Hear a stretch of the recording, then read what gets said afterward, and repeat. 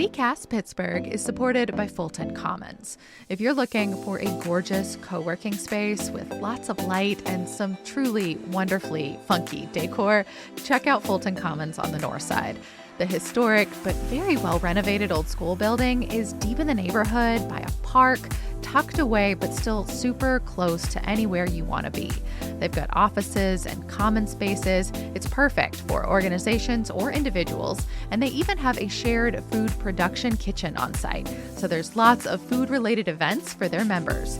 If this sounds like your dream co-working space, visit fultonpgh.org to request a tour. This episode is supported by Perico Gardens. Jens, I bought a house a couple of years ago, my very first, and I've mostly spent that entire time ripping out all the old, half-dead shrubs to give myself and my yard a blank slate. But now I don't know what to do. If you are like me and you maybe need a little help getting started, you might try Perico Gardens. They're a garden design service here in Pittsburgh geared toward new homeowners and anyone who needs a little more expertise to get their garden going. They check out your yard. They give you personalized recommendations for anything you want: trees, shrubs, flowers, and more. Visit pericogardens.com to book your own design consultation.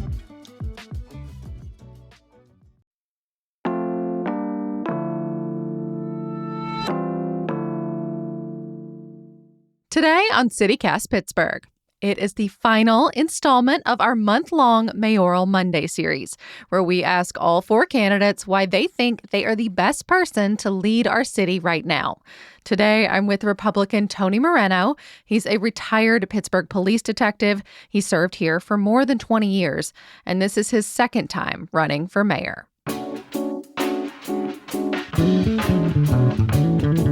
It's Monday, May 5th. I'm Megan Harris, and here's what Pittsburgh's talking about.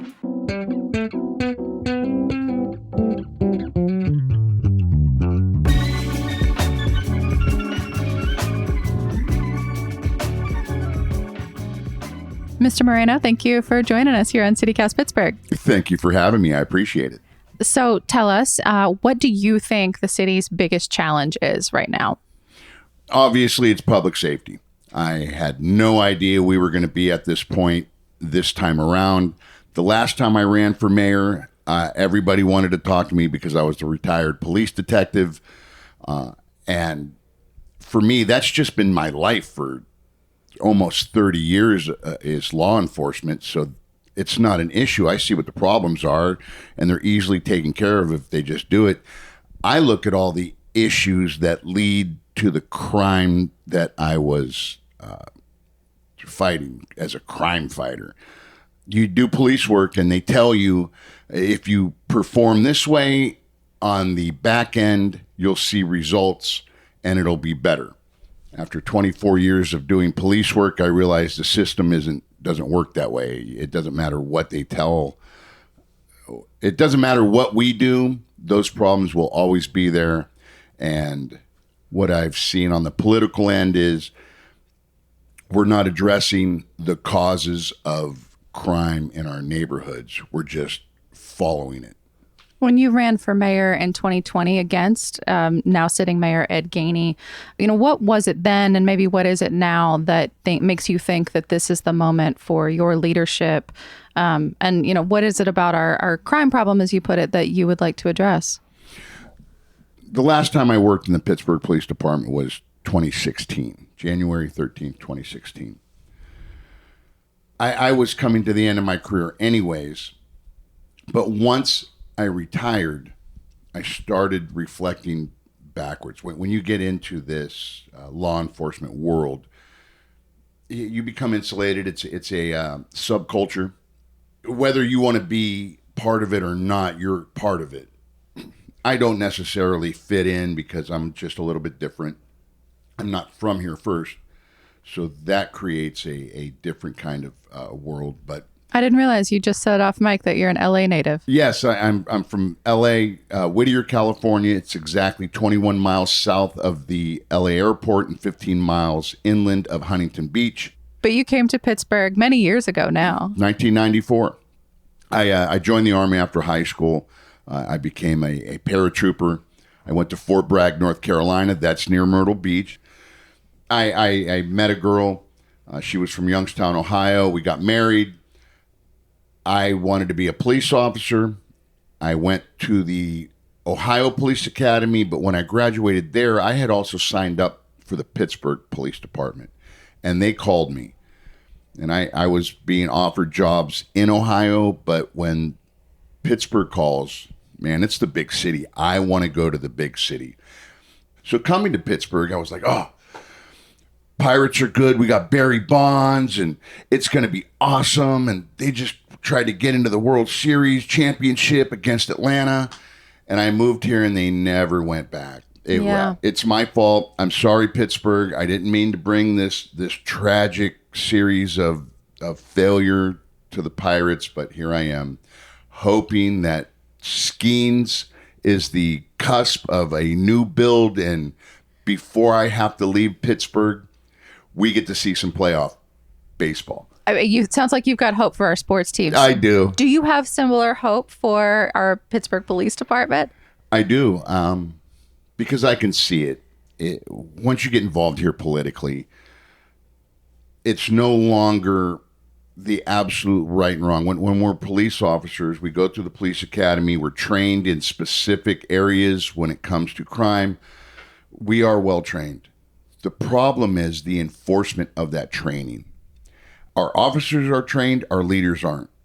We don't have a leadership training program that is set up to ensure that our officers are utilizing the tools that we give them on the street. We need to bring people back. We need to make sure that our leaders are trained appropriately. When you talk about our leaders, do you mean the folks in the mayor's office, or do you mean the folks in charge at the Bureau of Police? That's two-part. Yes. Yes, and? From my perspective, if I'm the mayor, that's going to change from the mayor's office, that leadership prospect. But that's different than the law enforcement edge. There's a lot that goes into that. There's a lot more, because of the responsibility that's weighed upon our police officers. And someone can be a great patrol officer, but not necessarily need to be anyone's manager. Absolutely. It's figuring out what somebody's good at and where they're going to fit. Everybody coming in wants to either be in SWAT or be in undercover narcotics. It's just the thing. I would tell these young officers, everybody wants to do this, but do the job first. Before you start thinking about really what you want to do this job. It takes 5 years of doing something on a regular basis to become an expert at that. People decide once they start doing this work that they're good at domestic violence help or missing persons or sexual assault. It takes a little while to do the job and then figure out where you fit best. Some officers want to do traffic work. It's just figuring out what you're good at and then pursuing that aspect. If you're not good at police work, how do you get promoted? Well, there comes the favoritism and nepotism part. And that's the issue I have with current police work right now. We're doing police work by policy and not by law or rules and regulations. That creates confusion with the police officer. The police officer swears to uphold the Constitution and all the laws in the Commonwealth of Pennsylvania. Then when you come to the city and you start doing police work, they have policies that go against what you've been taught about enforcing the law. So there's a confusion. How do you judge a police officer for promotion if they can't do police work at its most natural, highest order? You start judging police work by favoritism. Is that what you think is happening? I know that's what's happening. In the Bureau or Yes. in the mayor's office? I could see what's happening in the mayor's office, and that's all political action. But in the police department, I know absolutely this is what's going on. And that's why I say, if you want to know about a police officer that is, when you want to make leaders and you need to have a leadership model to put out the effort of policing in communities and how we do that, I want to look at that police officer's resume before they got promoted. How they get promoted in the city of Pittsburgh is an anomaly because all you have to do is take a test. And if you pass the test, you get the promotion. You get it. We don't have a matrix of leadership that provides for police officers who are experts at their job now teaching and leading other police officers in a way that respects the fact that a police officer in the United States of America, no matter if it's big city or small town, has more power and authority than anybody else in the world. We can take your freedom without asking anybody. And we have the ability to take a life without asking anybody. That's a lot. And that changes lives, and we need to respect that. So if you're not doing the job at its base core from the beginning, how can you now become a leader in the police department when there's young officers on the street encountering things that they've never experienced, and now they're calling for help, and the supervisors that are showing up have no idea how to do that? And that's what we're witnessing right now. And I'm going through this in real time because I'm talking about these things openly, and police officers don't like to have people talk about them that way. I know these people. I worked with them. They like to talk about the problems amongst themselves, but they don't need anybody else airing their potential issues out loud. They don't like criticism. Fair enough. I mean, let's stay on this thread of police here. How many officers do you think that the city should have? Because that's been up for debate quite a lot over the last 5-6 years at this point. There's two answers for that for me. One is I know that we're able to complete the task at its minimum with 1,000 officers. And right now, roll call is around 600 when you factor in leaves and supervisors and things like that. Yeah, we're barely at 600. But 1,000 officers makes it run smooth to where we can handle all the events that are going on, that officers can get the rest that they need. I would like to see 2 police officers at all times in every situation. Not only is it a safety issue, it's an accountability issue. If we do that, it might mean more officers, but I believe we're going to get a better outcome and a product in our city, and people will appreciate what they're seeing rather than fighting against what they're seeing. Yeah, I mean, you're talking, so that's a lot of hiring. That also means keeping the folks that we currently have on the ranks. I mean, what would your approach be to getting more people to serve? Recruiting. Everybody. And they've been talking about recruiting for a long time. What would you do different? It's where they recruit from. So what is police work? Police work is service. We need to go to the places of service, the people that want to be police officers. It's not that people don't want to serve in law enforcement. They just don't want to do it in a place where they see that they're not going to be supported. It's very taxing. So like college campuses, or when you have people that are learning the law, when you have people that are learning social work, when you have folks that are learning civil engineering, all of those things have one thing in common, and that's the rule of order. There's a certain structure that has to be followed for these things to be successful. And you have to have people there to enforce those rules and regulations and laws. So when you're recruiting, you go to those places of service that are attracting that kind of attitude, and you want to bring them into law enforcement. And one of the first things is how they get paid. Pay is always an issue. I'll pay them more. But where you find the people of service is where we need to go to. And that's what I intend on doing. Kind of sounds like you're talking about shaking up the entire command staff. Oh, absolutely. Okay. When you imagine that, like, where would a chief come from then? Are you thinking internal, external? You know, I saw at a recent debate, you were talking about how the next chief has to be in tune with communities. If they're going to know Pittsburgh, that sounds like maybe internal.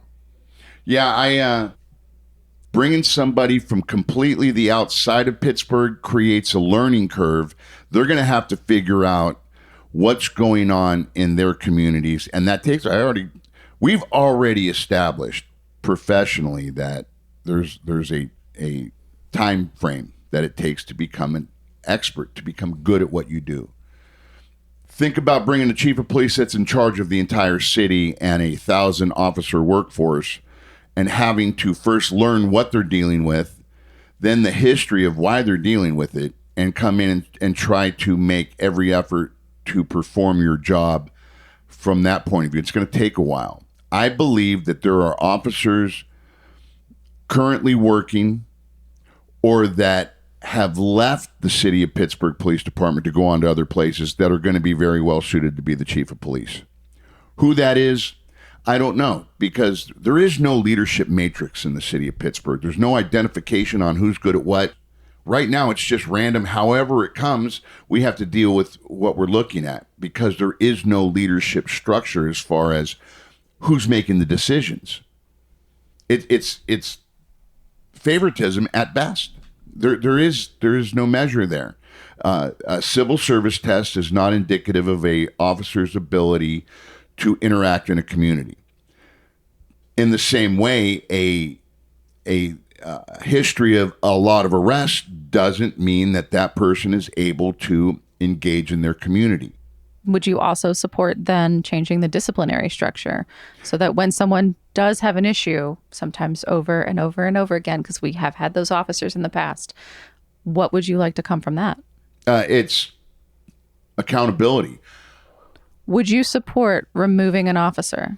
Oh, absolutely. When people call 911, it's the worst thing that's ever happened to them. And a lot of people don't necessarily trust that if they make that call that they're going to get the help that they want. Well, police officers cause that problem. We need to interact with people on a more personal level, even though we're acting in the law enforcement angle. The number one complaint through the Civilian Review Board, it's how the police officer treated them. How was the police officer rude to them? Yes. Through the course of the policing? Absolutely. Just treated horribly. I personally can attest to that because after I retired from the police department, I have not had one pleasant interaction with any police officer I've interacted with. They have all been rude to me. I don't tell people who I am. I know these young officers probably have no idea who I am. I don't say, well, I'm retired police. I just go about the business of why you're dealing with me. And they have been just curt and rude, and it's just not a good experience. And I've always said this, but now being on the other side, I realize we need to have a class on customer service. I don't care what's going. There's part of that is trauma that officers experience. Well, they're trained to expect the worst. But it doesn't matter. You have to tell somebody, I'm here for your service, and make them believe that because it's necessary to get where you need to go. The first expression of trauma in a police officer is irritation. That's how it comes out. All the PTSD they've experienced, but you have to go to the next call and look at that. That person doesn't know where you just came from. You have to give them every part of you in the best way to make that moment easier for them. I know why officers are being assholes to me. They're just irritated with all of it. They don't need to know who I am. They repeatedly do. They go through the minutia of 911, knowing that in a snap moment, they're going to be in this life-changing incident. And they know that because it happens over and over again. You can't fix that. What you try to do is manage what goes on and make sure that you're present and you're responsive to the needs of the people that you're talking to.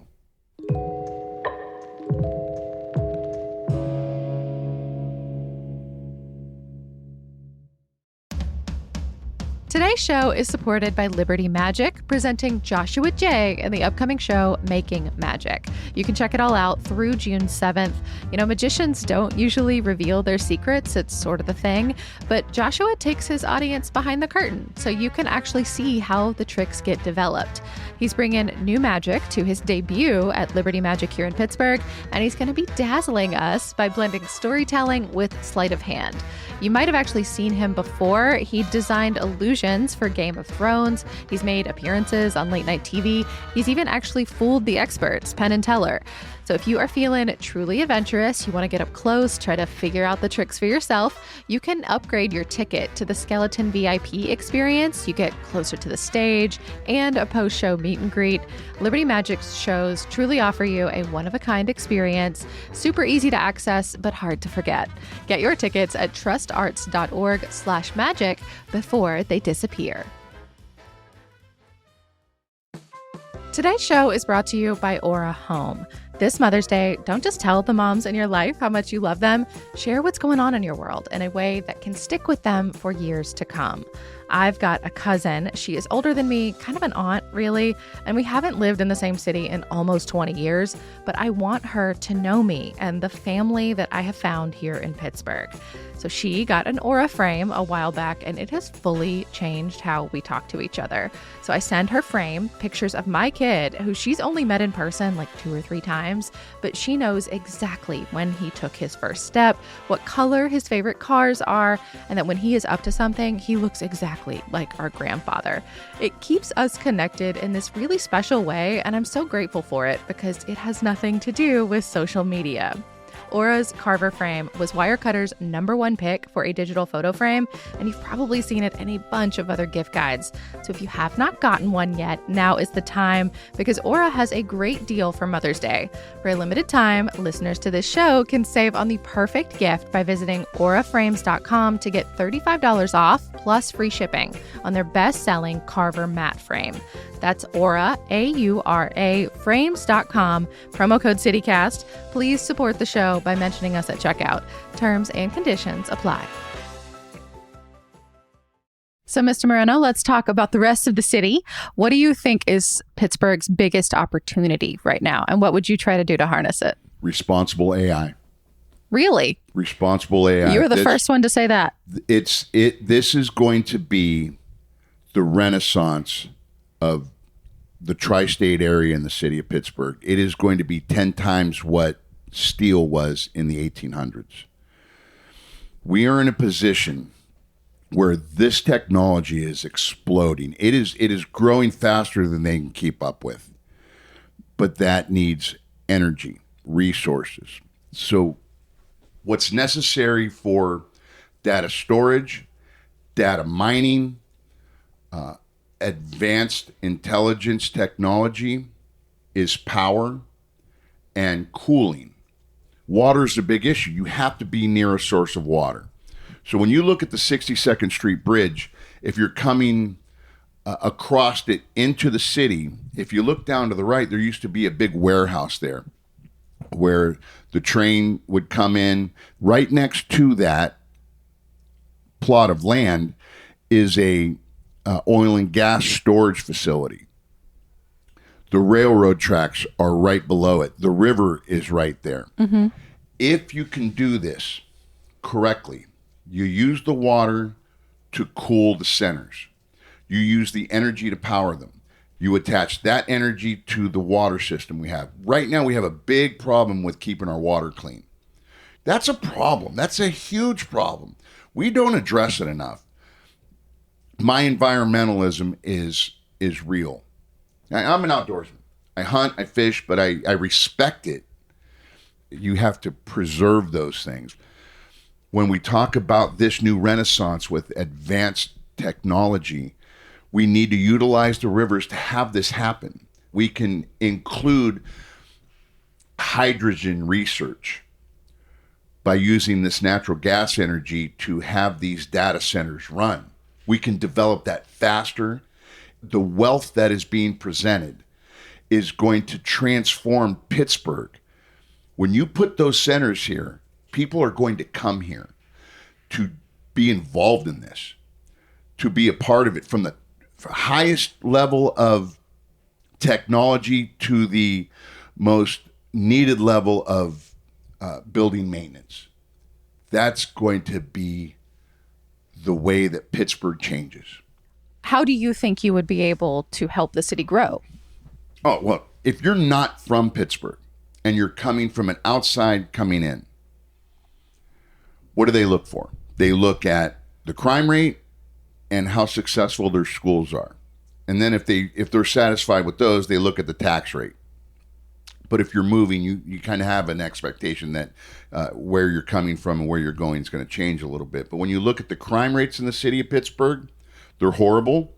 And then you look at the school production, and it's horrible. I would actually argue that our crime rate is difficult to ascertain at the moment. Now, you have a different perspective, of course, but like when I'm looking it up, which I've done a lot lately, like I cannot see a clear picture as to what our crime statistics are right now, in part because the only thing available on the city's dashboard right now is 2024. That's it. And what's available for 2025, the first 3 months or so, is a different measure. So one of them is by reports and the other one is by charges. And it is impossible to compare that apples to apples. I have no idea what crime looks like in Pittsburgh right now. And that's wrong. We hide that. And I don't know why. We should be able to see it. I don't care if it's bad news. We pay for body cameras. We pay for body cameras to hold the police officers that are doing police work accountable for their actions. 95% of the time you're going to see a police officer doing exactly what they're paid to do. There'll be a percentage of time where they do something that is not right, but we should be able to see that immediately. So I hear you when you say, crime is a big reason why maybe the city is not growing at the rate it needs to. What else do you think could use some attention, and how maybe can we convince folks who already do live here not to leave? Crime's a problem, but that's not why people are coming. Jobs. The workforce here is struggling. You're either at the highest end of the eds and meds, and even in the med section, you could be a RN, a licensed, trained nurse, and you're still struggling because you're not getting paid what other places do. Pittsburgh's particular. People stay here even though there's better opportunities because they love Pittsburgh. It's a dedication that a lot of areas don't realize. Do you think that loyalty holds people back? That loyalty allows for the people who run the city to take advantage of the city. I mean, if you were to be successful, both in May 20 and then again in November, how would you try to save or make the city some more money? First, be transparent and accountable. We can't deal with what's happened already. All we can do. You will. Whoever's mayor will have to deal with what's happened already. You're going to have to. And the way I look at it is, we can blame a bunch of people, but that's all we do now. We just blame everybody. We go about our business and nothing gets fixed. Make sure it doesn't happen again. And start going forward and be transparent with how we're spending your money. Can you imagine that a tax increase could be on the table for you? I don't see any reason why we would need a tax increase. There's enough money out there. It's just being misspent. It's being mishandled. What about your approach maybe to some of the nonprofits in town? We hear our elected leaders talk about the big four, sometimes the big five. That's CMU, Pitt, Allegheny Health Network. You were doing a little dance, sir. Yeah. And UPMC. Do you think you would have a plan to bring them to the table? I do have a plan. What's your plan? Getting our nonprofits to participate in how we live our lives in the city.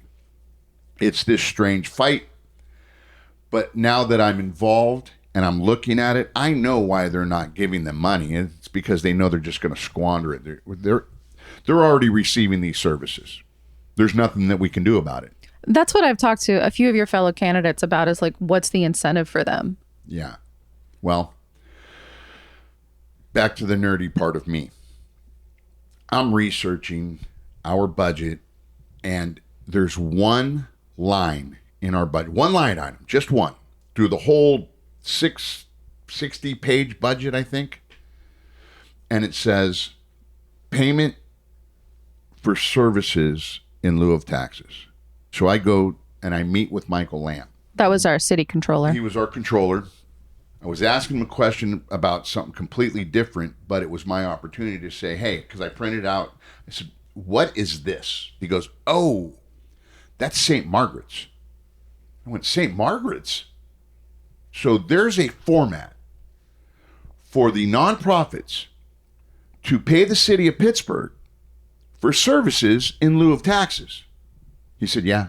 I mean, I think we've had pilots before. The problem is that they're not longstanding, they're not large enough, and they're not what some political leaders argue is a fair amount. I don't know what those pilots are. I know that there is one budgeted line that is actionable, and they've agreed to it. This isn't something that was put upon them. This was an agreement that's budgeted. This comes in every year. Whatever that model is can be laid out across the city and used as a fulcrum. Yeah, and I think that at least that's what I've heard most of our elected leaders talk about wanting to do. But like, what would you want to get out of it? Is there a dollar goal that you would like to see from them? Here's my approach. You use that model and apply it to all the properties for all the nonprofits, and you bring that number, and that's going to be in the hundreds of millions of dollars. Take that dollar amount and say, we're not going to ask you, we're not bringing legal action, we're not going to try to make you pay this. This is the agreement I would like. This is where you can become a part of our community, and you can give back, and we're going to give you all the ability to take advantage of what you're doing and promote yourself in being a community member. The city of Pittsburgh spends about $40 million, some up, some down, depending on the year, on healthcare. We are self-insured, but we have to pay for that, and those are the agreements we have. First thing is I want all the medical nonprofits to provide healthcare to our city employees. The baseline should be covered by them. We pay $40 million. That's a drop in the bucket. The current administration turned down $40 million from UPMC alone. And that nowhere near comes to what they should be paying overall. But I don't want all of that money. I don't need all of that money, and I'm never going to get it. But what I want you to do is provide training for the things that we need to have to build the city going forward. If we want to have housing rebuilt in our communities, and we have these dilapidated houses, we don't want to tear them down because we're taking away the ability for people to live where they want to and can afford. We can train people from the community to do these trades. There's a plumbing trade center over in the West End. That could be the Allegheny Health Network Trades Training Center. So we're training plumbers, we're training carpenters, we're training electricians in our communities. Then the city could be providing properties that have been dilapidated. We can get the tool maker, the Makita. Makita provides all the tools. The companies that make the PVC piping, they donate that because they know that they're now going to request that. We get 84 Lumber to say, hey, give us a good deal on lumber so we can rehab these houses, and we're going to put your brand name on it. You did this for our community. We get everybody working that way. Not only do they profit because they get advertising and they get the ability to say, we're giving back and this is how we're producing in the city of Pittsburgh. City of Pittsburgh also thrives now because people are going to want to come to work for the city. We're able to pay them and provide them with health care. And now we're building for the people in the communities so they can stay here and live. So you're talking about like a lot of partnership agreements kind of built over time. They'll do it.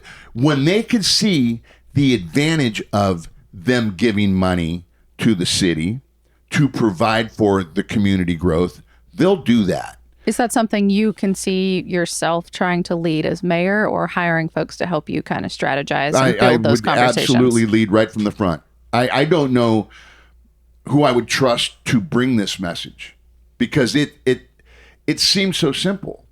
But they don't want to give money knowing that if it goes in the general fund, they're just going to waste it and they're going to come back and ask for more money. That it's going to be a constant.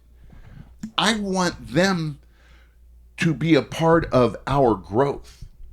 And we don't need to demand anything. We need you. We need them to be a part. They don't have to, but I want to make it attractive. Give them something in order for them to give back. Well, let's move on to schools. You mentioned that as like one of the primary reasons why you feel like maybe the city's not growing, why people aren't staying. What would you like to see done from the mayor's office to make the city school system a little bit better, more robust?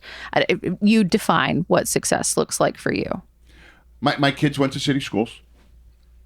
My son went to Alderdice, and my daughter went to Career Connections Charter School in Lawrenceville. They both graduated, and they're both very successful in their lives. Schooling back in the 90s still had value in the public schools, and there still is value there. We're not performing. So what do you think the mayor's office can do to affect change? It's very difficult because the school district's budget is almost equal to the city's budget. The mayor has zero input to the school district. Yeah, it's mostly the school board. My problem is families aren't going to come here. They're not going to move here because of the schools. So when your failing production in our city schools affects people coming to the city of Pittsburgh, that affects me as the mayor. We have to do something there. What that something is, I don't know, because there's no conversations that are going on between the mayor's office and the Pittsburgh School District about this particular topic. Would you like to be more involved in those conversations if you're successful? There is no conversations that go on there. There's no actions that go on there. I don't know why. I don't have that answer. All I know is they talk about it, but nothing changes. Everybody seems to be okay with this performance level, and it's not okay. It's there's nothing productive coming out of this. We're failing our kids. What about transit? Pittsburgh Regional Transit is a county authority, but obviously the city of Pittsburgh is heavily affected by its success. Do you think that Pittsburgh can grow without a robust public transit system? And I'm wondering, would you want to be involved in advocating on its behalf as well? Well, no, they can't grow without it. That we have marketed ourselves as a city right now that is going to be open towards people living where they can utilize public transit and public spaces to get to all the places that they want to be. They particularly target our city in this area for those reasons, in much of the same way that people are attracted to New York. They want to live that lifestyle. People that don't want to live that lifestyle, they go move out to Cranberry, where they can buy a big old plot of land and do their thing. The city of Pittsburgh is a mixed bag that way. There's people that want to live that downtown lifestyle, and there's people that are forced to live that lifestyle. Did you use public transit? I know obviously you had a police car for a lot of your career, but no, never. I never took a bus to school. I rode a bike. Yeah. If I wasn't driving somewhere, I was riding my bike. I used to ride. My then wife and I, every Sunday, we would ride from Morningside all the way down to the Strip District, and we would shop at the market, bag up some food, and go. Nobody talked about any of this then. This is just what we did. This is how we lived our lives. I wanted to live my life that way, so I did. When somebody's forced to live their life that way, it affects everything. If you live in the Hill District in Bedford dwellings and you're relying on the bus to get to the job that you need to survive, and now they're threatening to reduce the hours and routes that people rely on to live their lives, that is an absolute crime from the point of view of the elected officials. It doesn't matter what you're doing. When you made these promises to folks and they built their life around this, that there was going to be public transit, there was going to be availability for you to move about your community. And that's just not right. That needs to be a very secure, solid thing. As much as you turning on your tap water, you need to be able to know that you're going to be able to get where you were promised to go. And that's our tax dollars at work. I don't care if it's the state and county funding that's there. We need to fight for those things. For the city of Pittsburgh, all we can do is advocate for our residents. But what we can do is, if there's a bus shelter that's been targeted, saying that there's enough people that use the bus here and this should have a shelter, we need to build bus shelter. We should have seats and shelters and trash cans at every bus stop. I mean, it's why does anybody have to stand around and do that? We need to find the money and make sure those things are taken care of. We need to make sure that Port Authority is patrolling our bus stops, because bus stops are also attractors to people that aren't using the bus. Yeah, I think there's a lot of riders that agree with a lot of what you're saying. Let's switch gears a little bit and talk about how Pittsburgh has been trying to weather some of the changes at the federal level, some of the policies that have come down. I'm wondering who you voted for in the most recent presidential election. Donald Trump. Do you feel good about that now? Because you ran as a Democrat it's a once. hard question. You ran as a Democrat 4 years ago, lost, and then switched your party affiliation to a Republican. Yeah. I go back to the days where we were so fed up with government. We were like, why can't we just get a business person in here? I'm a West Coast guy. I'm an LA person. I'm not an East Coast person. Our personalities clash. Donald Trump is New York. That's why I know people don't like his presentation. They don't like his presence. When it comes to leaders, I don't care if I like you or not. That doesn't come.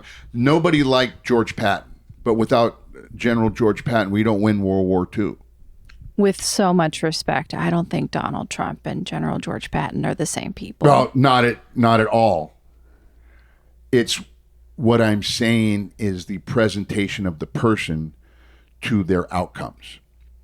I know there's massive disarray right now because of the actions that are happening.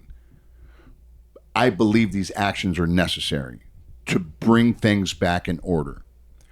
I'm hoping, I can't say, what I do is I rely on the ability for Americans to sustain no matter what happens politically. We've always come out on top. We suffer, but we are always making sure that we are better. What has happened globally is a problem for me. I don't like how we have become slaves to other countries. This drastic measure that President Trump is doing is tough, but it's happening, and I believe the outcomes are going to be better for us than worse. We are really not suffering any more than what we did during the heart of COVID right now. There's a fluctuation in what's going on. But there's no active pandemic raging right now. Absolutely. But we still have a financial turmoil that's going on. I believe that they're taking actions to straighten out what's going on as far as our tax dollars are concerned. But I think the fear that a lot of voters are feeling in this moment is, yes, efficiencies can be found, and that's fine.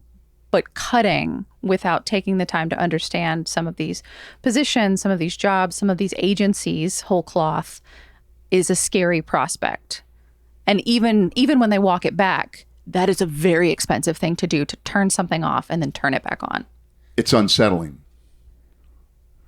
As a mayor, what would you do to try, as a person who voted for him as well, because it sounds like you still have faith in the administration, what would you say to someone who is scared in this moment? What could you say as a mayor? First, the President of the United States isn't doing anything for the city of Pittsburgh. It doesn't matter who it is.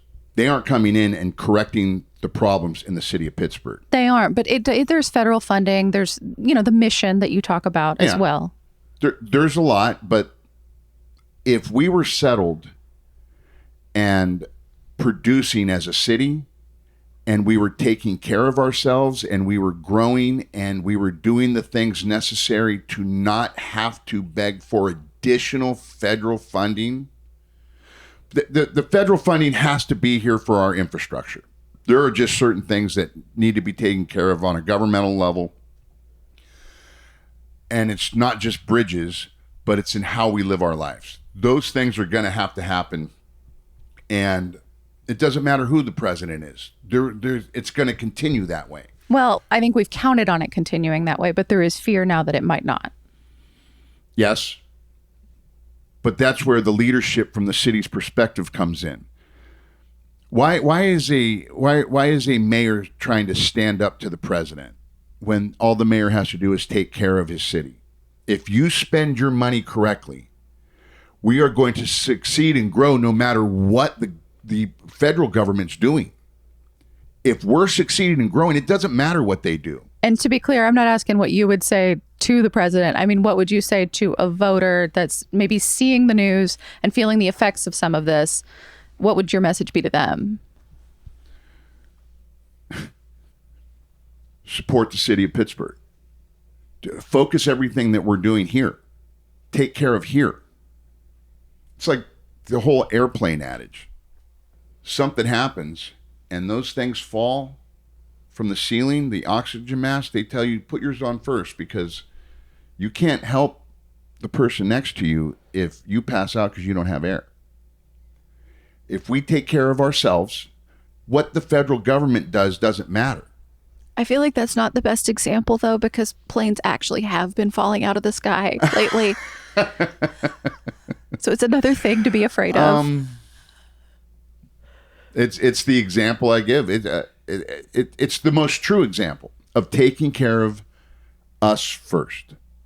How would we settle as a community if I were the mayor right now? How do I prevent people from being afraid of these cuts because I'm the Republican candidate and I want Donald Trump to succeed in these actions? I want them to come out on the positive end. I want my representative, no matter who it is, to be that. And I'm going to make sure that I do everything, no matter who it is, they get all of me. Even if I don't agree with certain aspects, I'm still in service to them. I might not agree with it, but I can find successes in everybody. God, I want it to work. And I don't care if I'm the Republican winner of and historically in the city of Pittsburgh, I don't care about that.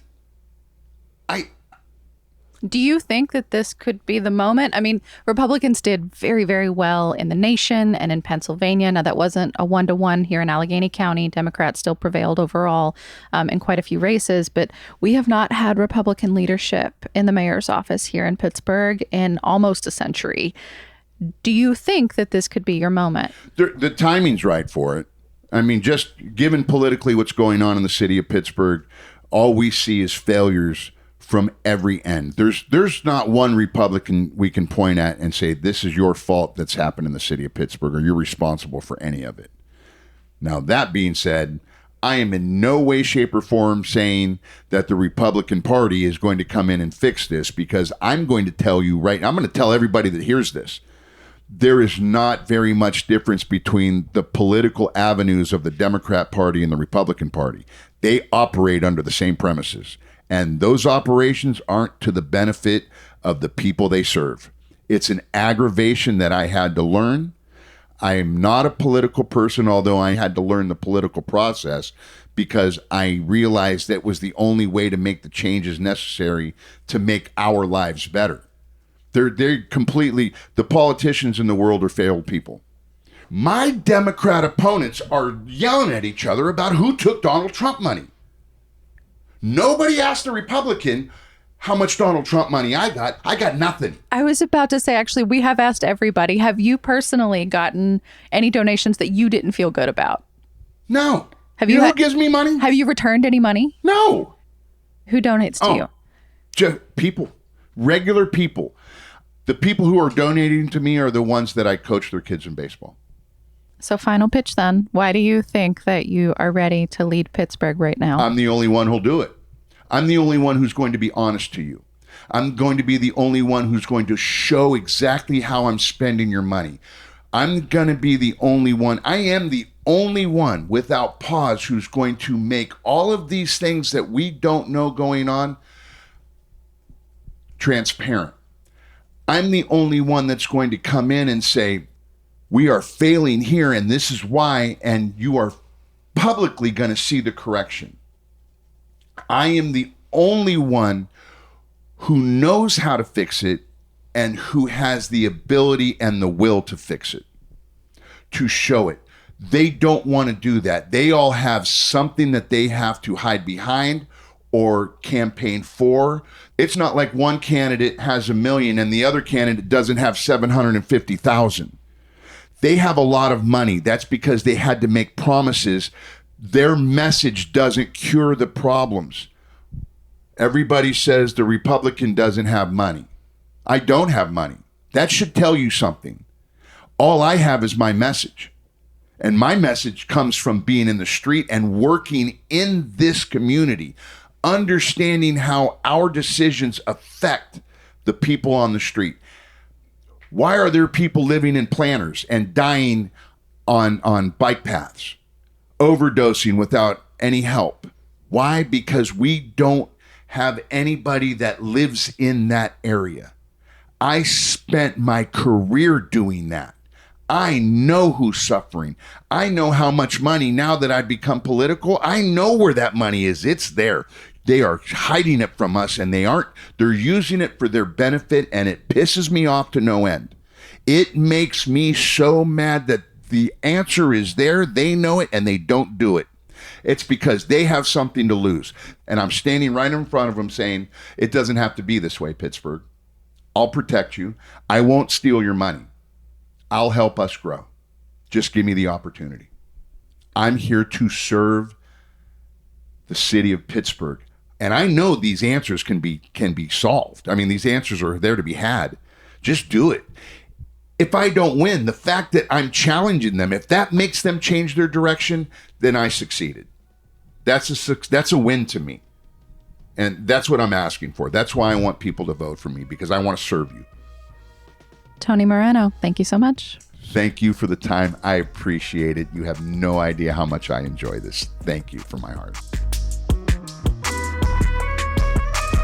That is all for today here on CityCast Pittsburgh.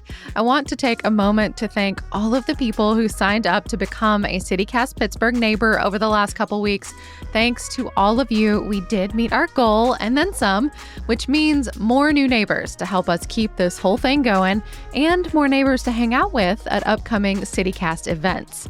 Thank you so much to all our new folks, our newest neighbors, Jennifer A., Melissa G., Connor K., Ken P., John K., Julia A., Katie M., Timothy I., Lisa W., Rosie B., Deborah F., Virginia C., Lynn B., Kelly S., Rachel S., Shannon G., Kelly F., Cooper N., Natalie C., Nina M., Samantha W., Megan M., Carl W., Bryce F., Megan N., Christopher P., Sheena G., Alexis F., Beth C., and Cody C.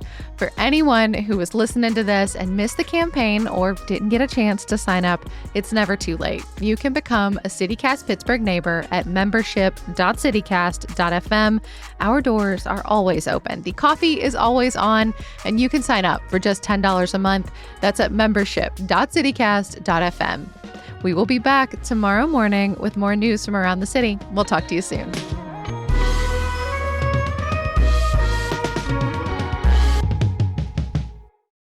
I want to be SWAT, and I'm going to ride a motorcycle like Chips, and all the things that are sexy on TV or in the movies. I don't know that anyone thinks Chips is sexy, sir.